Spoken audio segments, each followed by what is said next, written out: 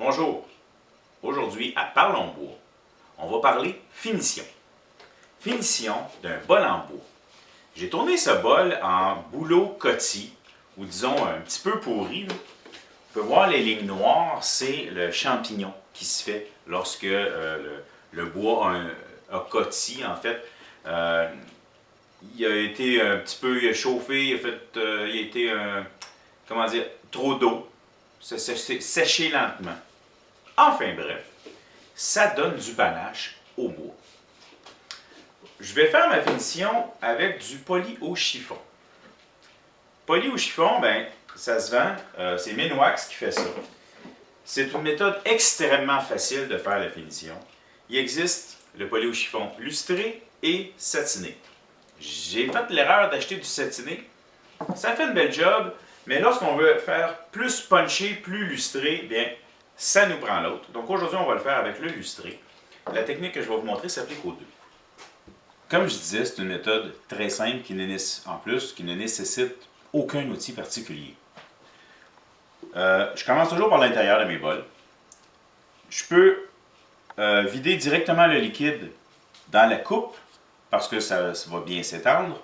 Sinon, quand je fais l'extérieur, souvent je vais vider dans un petit contenant et repiger dedans. Ça m'évite aussi de tout beurrer mon contenant, c'est plus facile.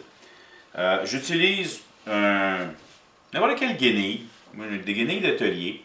Par contre, ne prenez pas quelque chose qui imbibe trop. Parce que le problème, c'est que votre produit va surtout être imbibé dans la guenille, puis vous allez perdre un peu de votre produit pour rien. C'est quand même 20$ une canne comme ça, là. Quoi qu'on fait beaucoup de projets, mais bon. Donc, ce que je vais faire, c'est que je vais simplement en vider à l'intérieur. Voilà, c'est très liquide. Et je l'étends. Ça fait ressortir le bois comme ça se peut pas. C'est sûr que les premières shots que je mets, là, c'est pas... ça va très au même endroit, comment dire, excusez-moi, là. Mais en l'étendant, ma guenille devient plus trempe et là, je vais réussir à faire un épandage plus uniforme en l'envoyant un peu partout. Regardez-moi la différence, comment que ça punch. Donc, j'en envoie partout. Plus j'avance, plus ma guenille est trempe, et plus ça devient même facile et rapide à faire. C'est sûr que si vous avez plusieurs bols contenant à faire, ça va aller très rapidement pour les autres. Ça n'en prend pas beaucoup pour faire un beau résultat. On peut également, comme je vous disais, soit on la prend dans le petit pot pour l'étendre, mais on peut également aller directement à la canne. C'est juste qu'on est obligé d'y aller plus souvent. Regardez-moi les couleurs sortir de là.